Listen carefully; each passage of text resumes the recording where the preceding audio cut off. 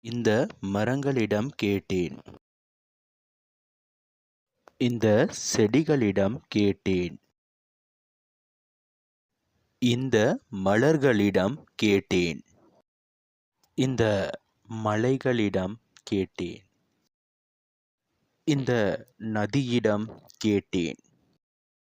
இந்த காதலை எங்கேயோ பார்த்தாயா? இங்கு பார்த்ததுமே என்னிடம் சொல்வாயா?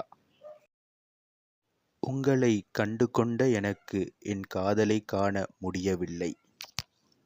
நான் காதலை உணர்வது எப்படி என்று எனக்கு இன்னும் தெரியவில்லை. ஒரு நாள் யாரையும் பார்க்காதே. உன் நினைவு எதையோ தேடும் பார். அதுதான் காதல் என்றது இயற்கை.